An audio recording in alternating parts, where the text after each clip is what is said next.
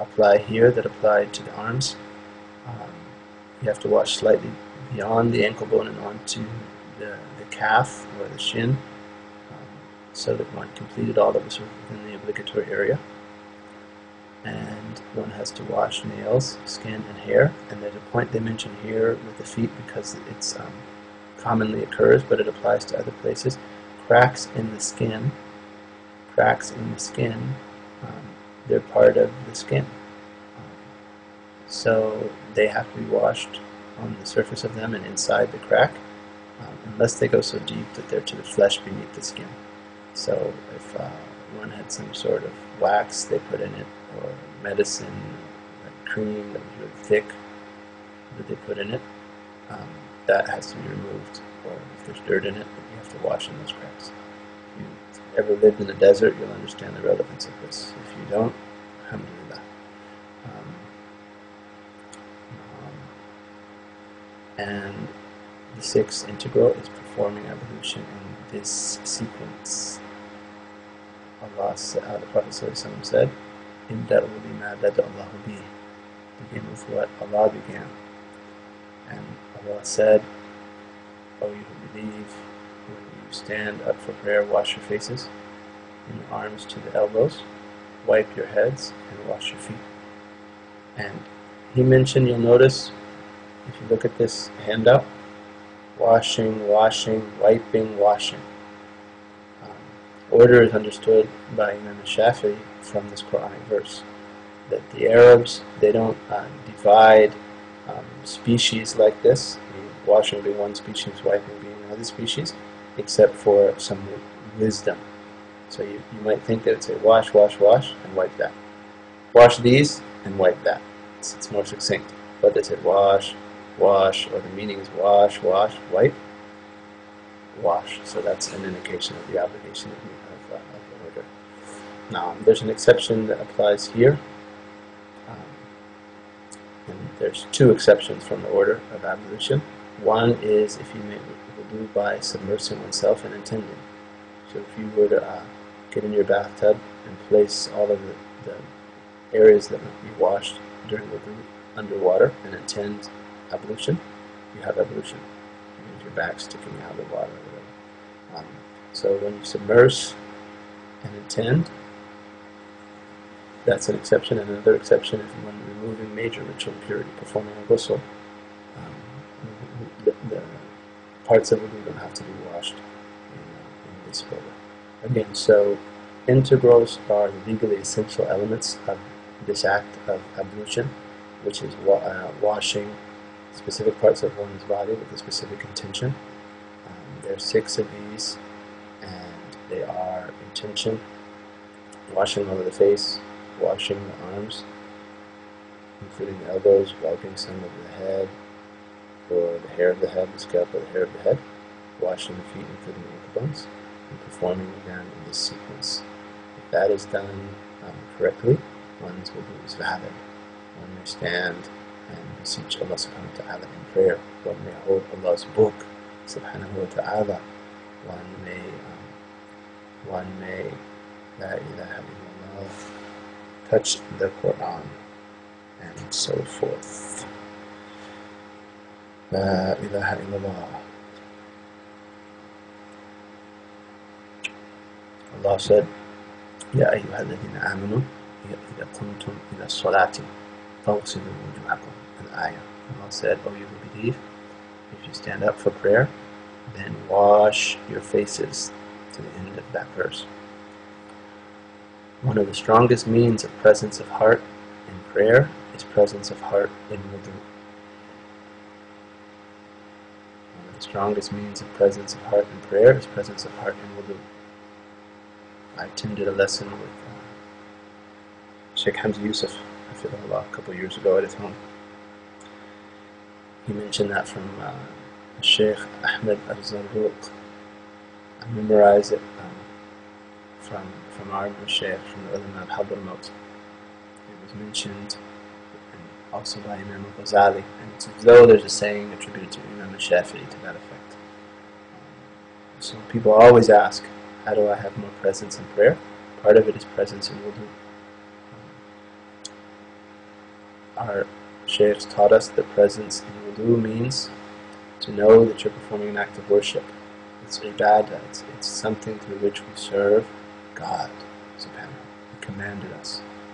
Ya ayyuhalladhina amanu idha qumtum ila salat. Oh, you who believe, when you stand up for prayer.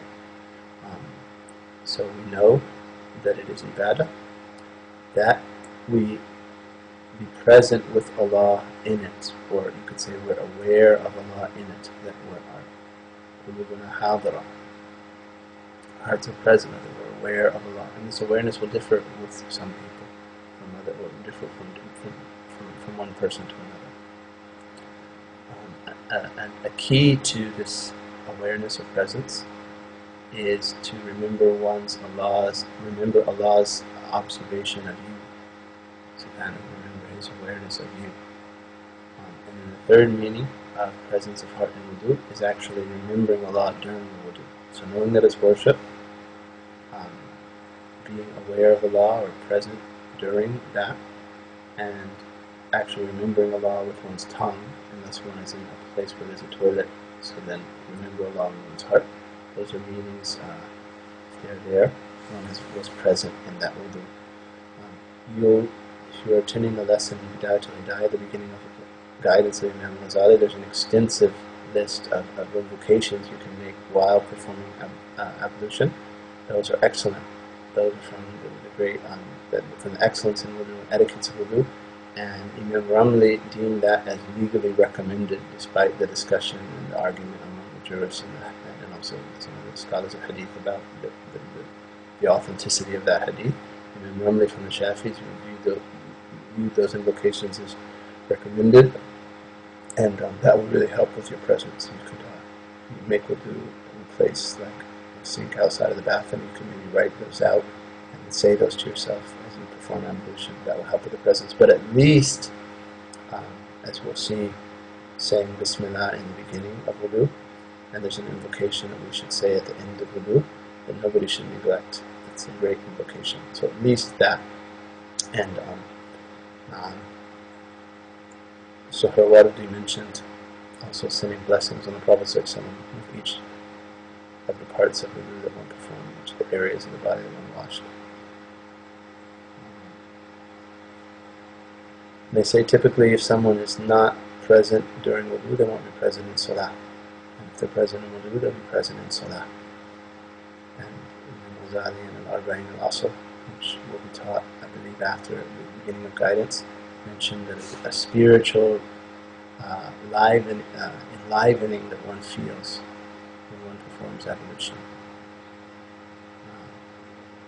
Let's just take a couple questions and then do the sermons.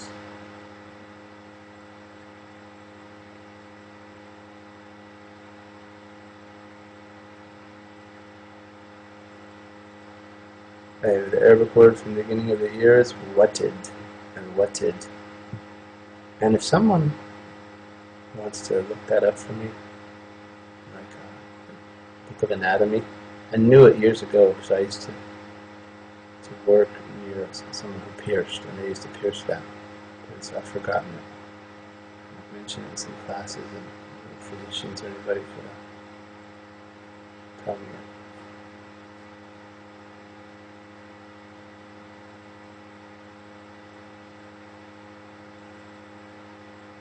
So you don't make wudu over the makeup.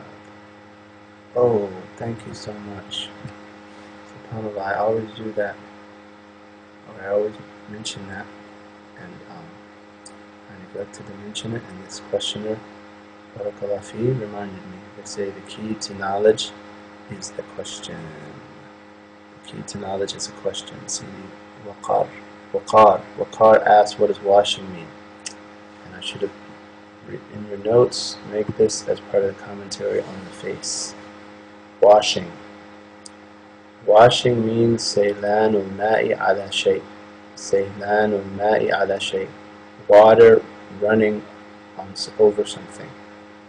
Water running over something means washing. So you notice when I demonstrated washing my face, I took this on my hands that had water in them, and I like I was pouring the water down my face.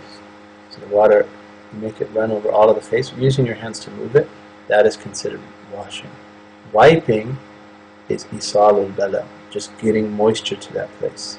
So if I were to dip my finger in water and go like this on my face, or dip my whole hands in water and rub my whole face without pouring it down, but just rub it, that's considered wiping. Wiping is just getting moisture there by like rubbing it from your hands or even sprinkling it or just touching it. That's all considered wiping, but washing is actually water running over the whole thing. And thank you, barakallah feek. Inshallah, and we'll discuss that again when we discuss conditions.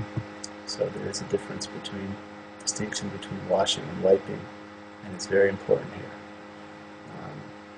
What if you have an injury or cut and you're wearing a band-aid on your finger? Excellent question. We'll cover that when we talk about dry ablution.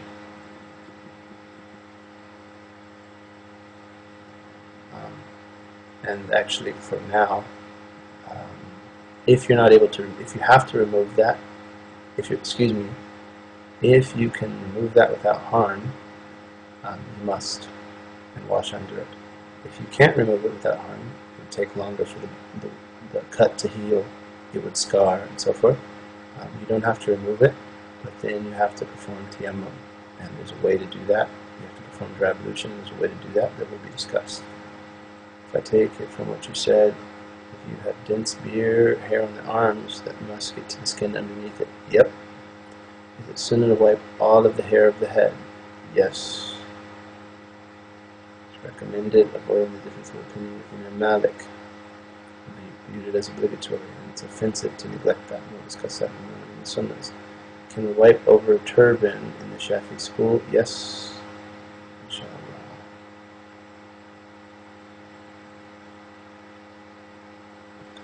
Yeah, you can if you don't want to remove your turban. Like wipe just the very front of one's hair or part of one's hair, and then continue the wiping over the turban. There's some conditions, but they're accomplished essentially by going like that. So you have to wipe a little bit of the hair and then complete it over the turban. If none of the hair is wiped, like if I were wearing my turban like this, and I just wiped on some of the turban, that wouldn't accomplish it. You have to get some of the scalp or hair of the head. La ilaha illallah. If one forgets a sequence, one act that will do was one restart the whole process again. If you forgot what you did entirely, yeah. But if you forgot where you were, you go back to where you're certain and continue from there. If after you finish wudu, you thought, oh, maybe I didn't wash my arms, no. You finished, and also the assumption is that it was finished and complete. You don't go back. You don't have to go back. But if during you said, say you're to your feet, and you said, oh, did I wipe my head? Then you have to go back and do it and continue from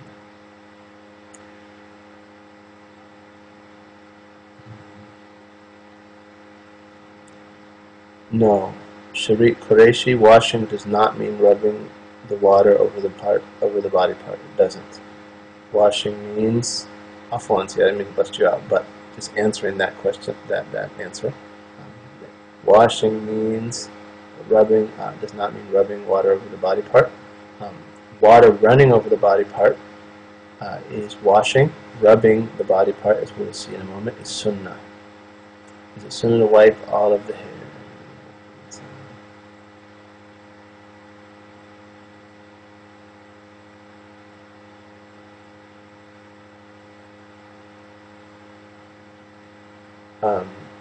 Du'as at the various body parts that are mentioned in Bidayatul Hidayah, it is recommended to do that. And there's various traditions.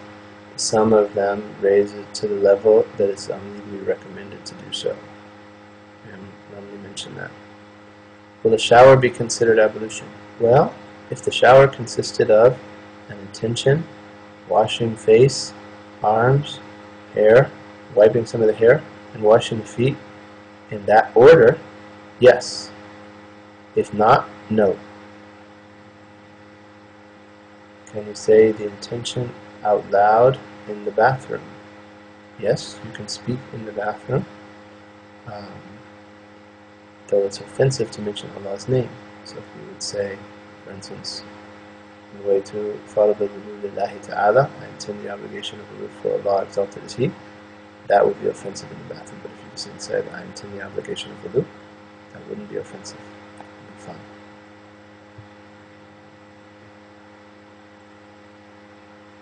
Anyway, we mentioned saying Allah's name where there is a toilet is offensive, so you think it to yourself in your heart.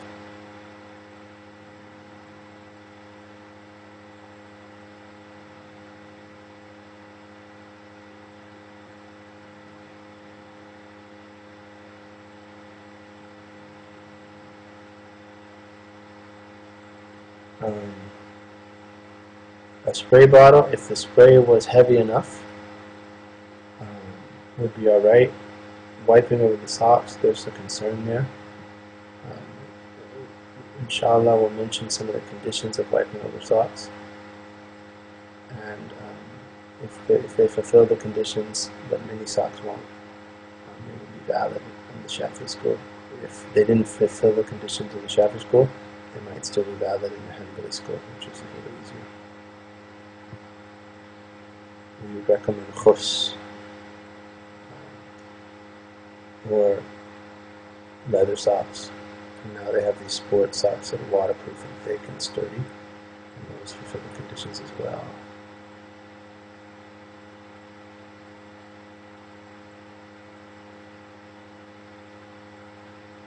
Okay.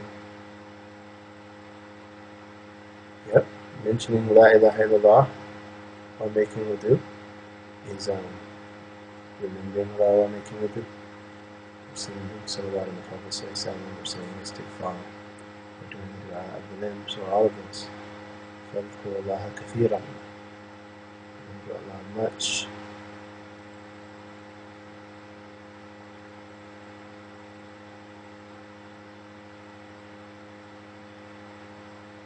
The jurists don't differentiate between the mind and the heart with respect to wudu.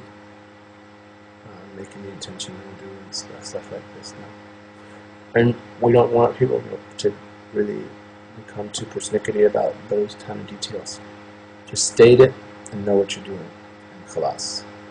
And think about Allah's command and His foremost beloved salawat alayhi and that you're emulating Him, and Allah sees you, and remember Allah with your tongue, and wassalam.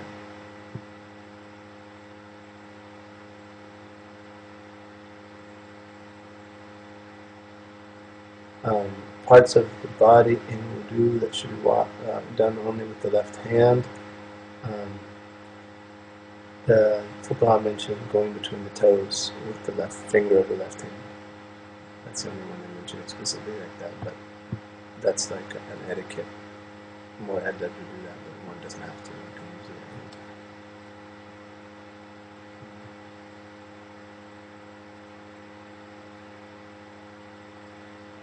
time. It's good to renew wudu, repeat wudu for every salah, even if one hasn't broken it. That's recommended, and it's excellent. You'll find that in Reliance of the Traveler. Anytime you prayed, to renew wudu or repeat wudu for the next one, and not having broken it, is excellent. It's recommended.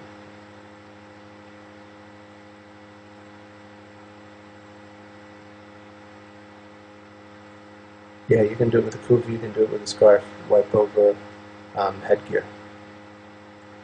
Kufi, scarf, whatever. Sunnah amount of water to use is that it not be less than a mud, but a mud is 0.51 liters, that it not be less than 0.51 liters, and that it not be excessive, meaning excessive beyond the amount you need.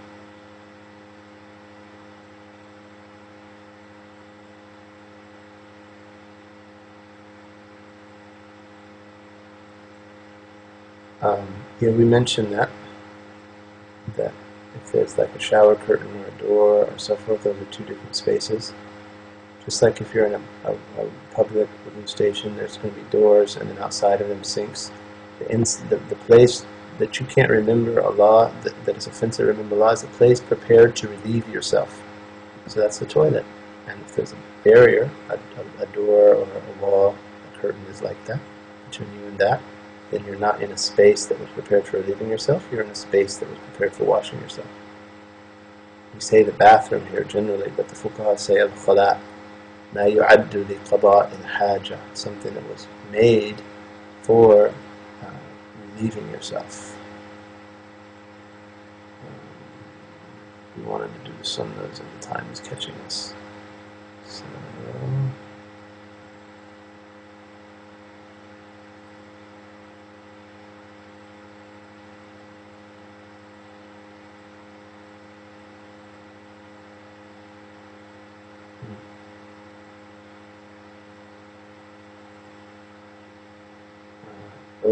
for Nada, when the internet was breaking up, and also the longer chats are not all coming. So she needs to send her question, the first question again. Inshallah, I'll get to it. When washing the body part of the face, getting water over the whole thing counts as one washing, even if you use your hands to make that happen, and you should learn how to do that. It's easy, and after that not have waswas about it. So even in the case of the face, it's the easiest one, because gravity just helps so much. If you look up a little bit, it helps too. Just run it down and use your hands to direct it. One, khalas. It all running over counts as one. If it didn't go over the whole thing, then you could do it again, and that would count as number two, right? But we want you to learn how to do it with just one, and think about the minor details of what parts of your face you got. Think about Allah, and thinking about those minor details. And now Ghazali mentioned it as one of the veils from attaining ma'rifah, attaining gnosis. Not from the point of view that they're not of benefit, but from the point of view that you're directing your attention to something other than Allah and His attributes and greatness and so forth. So learn these basics and use them as a means to directing yourself to Allah, but don't be blocked by the means from your objective, which is Allah subhanahu wa ta'ala, and knowing Him. So let's learn these, do them. It's going to take a little minute, you're going to focus on it for a minute, then boom, khalas. We're using them as a means to direct ourselves to the One subhanahu wa ta'ala, to al-maqsood, la ilaha illallah, la maqsooda illallah. There is no aim except Allah, and then we seek except Allah. So we don't seek the details of washing the face. And I'm not trying to ridicule the question, I'm just ridiculing those shaitans that are going to come and whisper to us otherwise. And sometimes our nufus are going to be preoccupied with other things too. So, study Bidayat al-Hidayah with Imam Afroz and instead of Zainab, and think about the meanings there in wudu, of that being your heart while you're making it, and learn the necessary details that the jurors mentioned. Make sure those are good.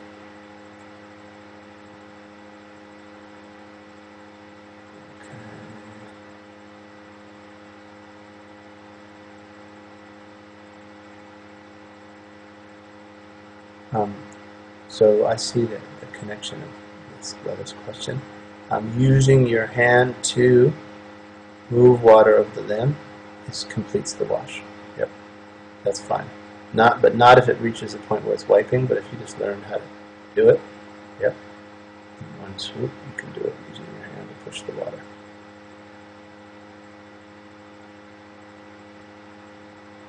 And again, the du'as of wudu are recommended.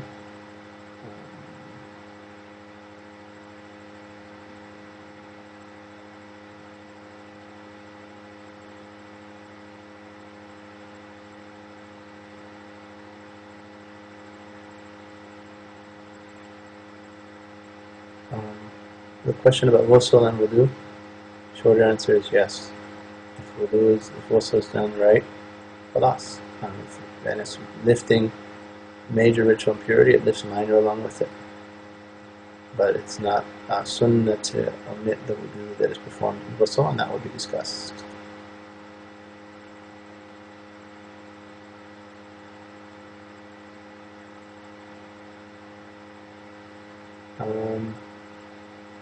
Proofread the notes? Sure. Inshallah. My email can be posted. That would be helpful. Cool. I think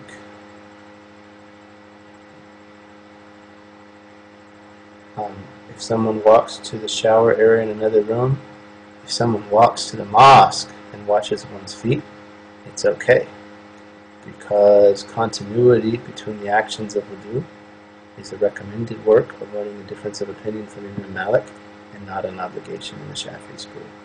So if one washed one's face at home and completed wudu, or completed just the feet at the mosque 30 miles away, one's wudu would still be valid as long as nothing broke it, nothing didn't even break it on the way. Okay, so our time has caught us, but we want to briefly go through the sunnahs, and then we'll come back over them, inshallah, when we cover the next topic. Review them a little bit as we reviewed at the beginning of this lesson. And La ilaha illallah. Inshallah, we'll move into the next topic.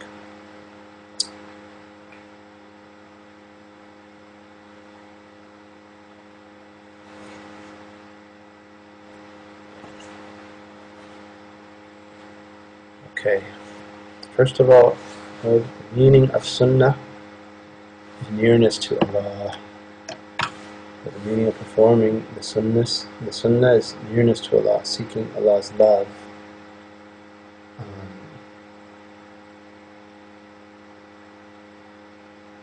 وَلَا يَزَالُ عَبْدِي يَتَقَرَّبُ إِلَيَّ بِالنَّوَافِلِ حَتَّى أُحِبَّهُ.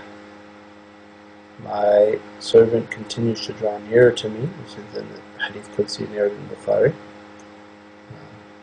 My servant continues to draw near to me by voluntary works until I love him. Sunnah is seeking Allah's love, seeking nearness to Allah, following His most beloved. Allah subhanahu wa ta'ala, or your performing the sunnah,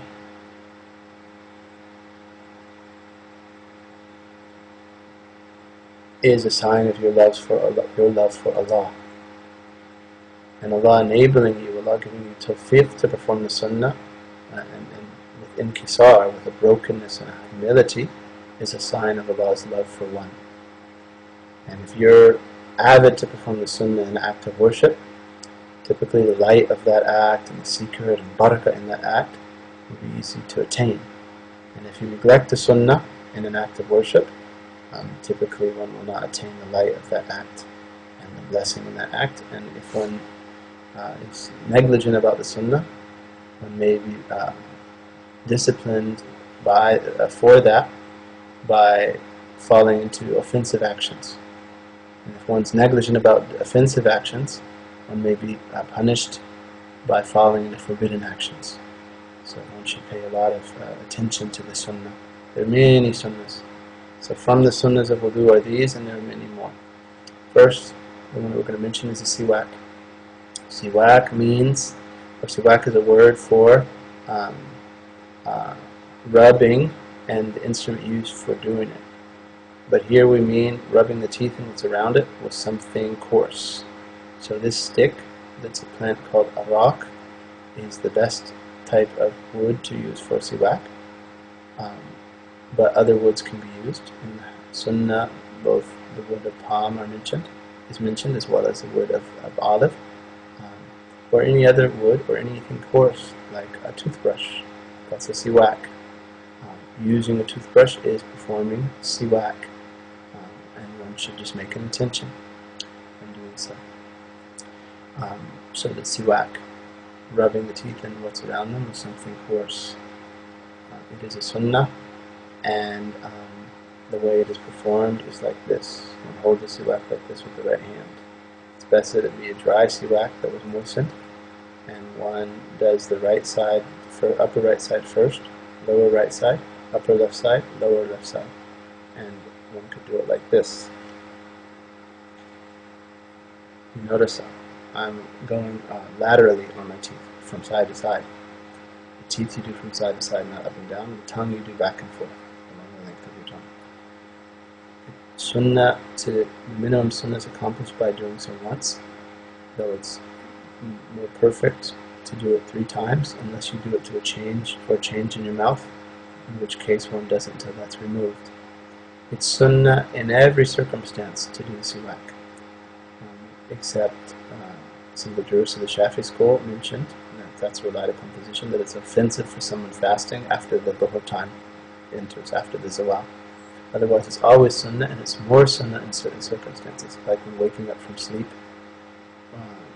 when one's mouth changes, when going to sleep, when performing ablution, when beginning the prayer, when doing dhikr, when reciting the Quran, and so forth. In the case of wudu, it is done either before everything else or after washing the hands. So we could put it here as 1, or if we were doing it in order, we could put it as 4, between washing the hands and washing the mouth. It's a little more simple to put it before the hands, and I'm just going to teach it that way later in other courses and so forth. If you learn how to do it after the hands, you're certainly welcome to do that. When you do it before everything, it has its own intention. And one intends siwak for wudu. And that's a siwak. La ilaha illallah. It's a sunnah. We love it because Prophet Muhammad loved it. One of the last things he did in his life was use a siwak, which Sayyidatuna Aisha moistened for him with her own saliva. She considered that from her virtues, privileged her to have. He united her saliva and his right before his death. One of the greatest benefits of the siwak that they mention is that it reminds one of the testification of faith at the time of death. And it was a sunnah that the Prophet did right before dying. And it's sunnah to give it to those who are dying. And La ilaha illallah Muhammad Rasulullah. La ilaha illallah. So one does the siwak, saying Bismillah. And that's the minimum. But it's more perfect to say Bismillahirrahmanirrahim. This is done prior to washing the hands. Bismillahirrahmanirrahim is done while one begins to wash one's hands. There was a question about making intentions for the sunnahs. You'll notice you're beginning to wash your hands, you do the Bismillah, and all of that comes before washing the face, which is where the obligatory intention is made. So you can make an intention here that you could state between numbers 1 and 2 to your siwak, then say, I intend to perform the sunnahs of wudu, in a way to ada'a, sunnah of wudu, and then say Bismillahirrahmanirrahim while washing your hands. Right? So that's how you begin. I intend to perform the sunnahs of wudu, or in a way to ada'a sunnah of wudu. Bismillahirrahmanirrahim while washing the hands up to the wrists. And it'll come that we do all of these things 3 times. Washing the mouth and washing and clearing the nose. Washing the mouth means putting water in the mouth, placing water in. By drinking it or whatever. But the best thing is to swish it around the mouth and gargle it far back into the mouth. Do so extensively and spit it out, but don't do it extensively or we could say excessively, if you're fasting. Because if water goes down when doing it excessively, it'll break your fast. What does excessively mean? That you wash so far back that it would typically go down. In the case of the nose too, just putting water in the nose is enough, but it's sunnah or it's recommended to raise it with, suck it up into your nose and expel it. And to do so extensively, however, not if you're fasting.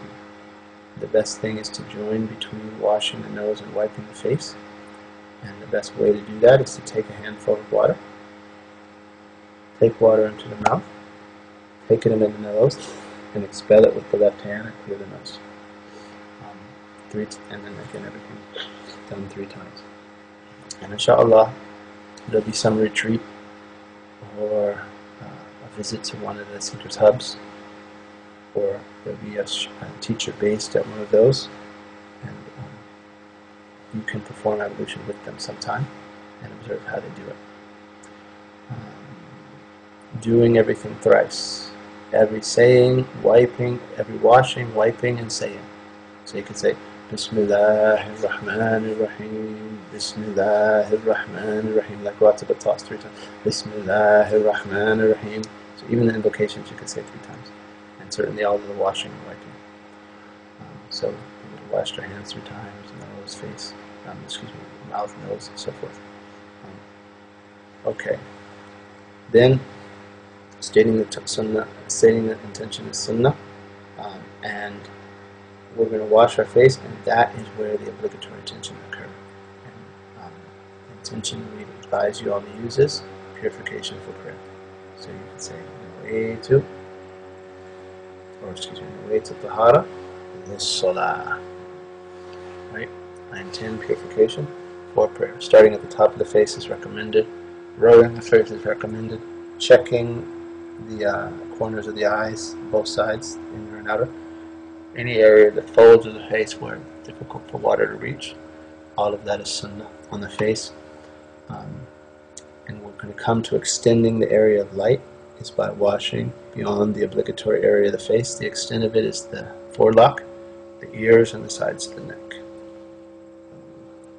My computer just froze solid the other chief. It's a Mac too. Had that happen in sessions very often. Khairun. So, the last thing we mention is the intention, washing the face, rubbing it, starting from the top, checking the areas that water is difficult to reach, and extending the area of light. Prophet ﷺ said that his ummah will know him from the area of light, from the traces of wudu. And it looks like we've lost about 20 viewers, and the time has caught us. So inshallah, we're going to stop here. It's not fair to them to continue and have them miss it, and also it's not fair for the people at the Seekers Hub, Markaz Siraj Munir, the Center of Shining Light, to be kept from the next activity, or to have to miss out while we're continuing. So inshallah ta'ala, we'll continue to send this and then go into the things that nullify wudu, that break wudu.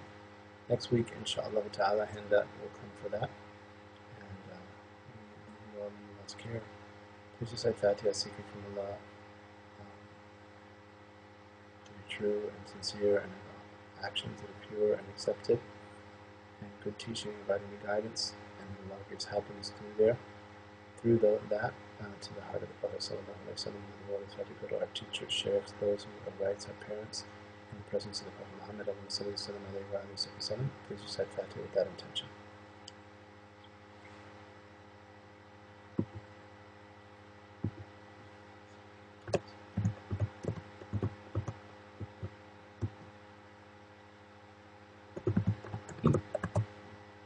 Barakallahu feekum.